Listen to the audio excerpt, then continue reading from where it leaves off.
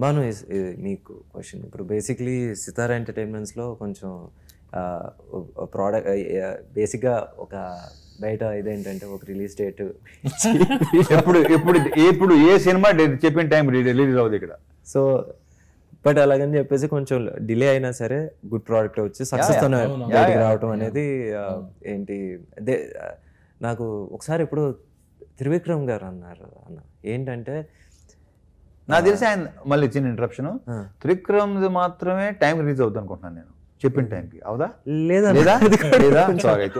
అలానే కాదు అంతా ఒక సేమ్ అనమాట మొత్తం. ఓకే రైట్ అదే లేదు. సో బేసిక్లీ ఒకసారి నాకు చెప్పారు ఏదో కాదు సార్ ఇది నేను ఏంటి ఒక సాంగ్ రిలీజ్ ఇచ్చేసాము ఇప్పుడు ఇచ్చేయాలి రేపు ఇంకో గంటలో ఇవ్వకపోతే అని త్రివిక్రమ్ గారితో నేను చెప్తున్నా. ఓకే రైట్ చెప్తుంటే అంటే ఏంటి వెంకి ఒక పెద్ద పెద్ద అనౌన్స్మెంట్స్ వచ్చేసి అందరూ ఏంటి గవర్నమెంట్ అనౌన్స్మెంట్స్ ఏదో ఒక పర్టికులర్ ఇష్యూ మీద మామూలుగా అందరూ వెయిటింగ్ చిదంబరం కోసం ఏం మాట్లాడతాడని ద ప్రాసెస్ హ్యాస్ స్టార్టెడ్ అని చెప్పేసి వెళ్ళిపోయాడు.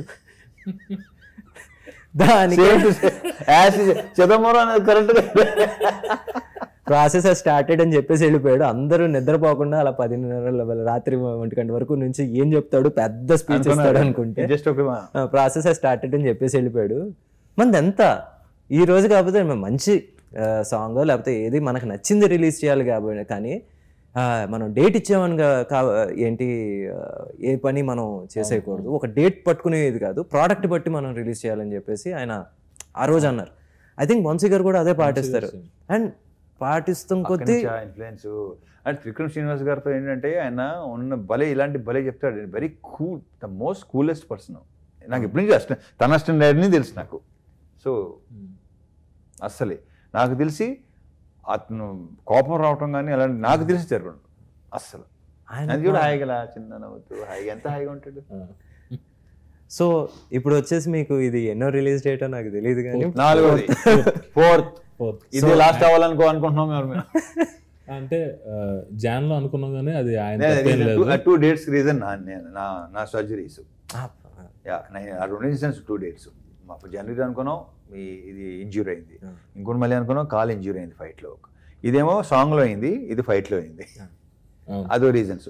సో తర్వాత ఏదనుకున్నాం అది కొన్ని కారణాల వల్ల ఇంకొన్ని కారణాలు ఎందుకులే ఫైనలీ ఫోన్లో డిస్ట్ పోయింది అనుకుందాం. ఇప్పుడు వచ్చేసి ఇప్పుడు వచ్చేసి 31వ తారీఖు రిలీజ్. సో ఇప్పుడు మంచి కాన్ఫిడెంట్ గా గట్టి కొడతారు. వంశీ గారు ఇంకా కాన్ఫిడెంట్, ఆయన కాన్ఫిడెన్స్ నాకు చాలా కాన్ఫిడెన్స్ ఉంది. ఆయన కాన్ఫిడెన్స్ నేను నమ్ముతా. ఎందుకు నేను కాన్ఫిడెంట్ ఉన్నాను. బట్ ఆయన చూసినప్పుడు నువ్వు కాన్ఫిడెంట్ గా ఉంటావు, లోపల ఉంటుంది, తన కాన్ఫిడెన్స్ బయటకు వస్తుంది. ఆయన డైరెక్ట్ చెప్పేస్తారు, ఫేస్ మీద చెప్తారు. ఏమన్నా ఇప్పుడు సాంగ్ వినిపించావు అనుకోండి, ఏదన్నా ఒక ఇది ఉంటుంది కదా, బాగుంది కొంచెం నీరసంగా ఉంది ఇదంటే బాబాయ్ నీకు నచ్చపోతే. అండ్ నేను ఆయన ఏంటి ఆయన జడ్జ్మెంట్ యాజ్ అన్ ఆడియన్స్ నేను బాగా గట్టిగా నమ్ముతాను. ఎందుకంటే సార్ అనే సినిమాకి అప్పుడు లాస్ట్లో వచ్చేసి క్లైమాక్స్ మామూలుగా ఆయనకి నరేట్ చేస్తూ ఉంటే ఇది వరకు వచ్చేసి ఆ వీడియో తీసి అవన్నీ లేవు.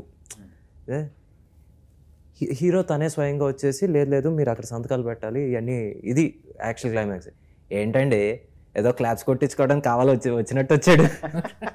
అలాగే చెప్తాడు, ఒక ఆడియన్స్ లాగే చెప్తాడు.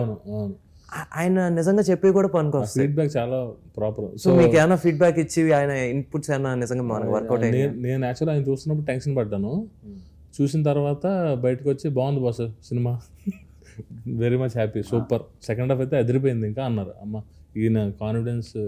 ఎందుకంటే ఆయన చూస్తే వచ్చేసి ఏంటి చేతిలో సుత్తి గౌను ఏం ఉండవు, డైరెక్ట్ మామూలుగా కింద 35 రూపీస్ టికెట్లో కూర్చుని మనం ఎలా చూస్తే మనకి ఏ జడ్జ్మెంటో అదే జడ్జ్మెంట్ అయింది.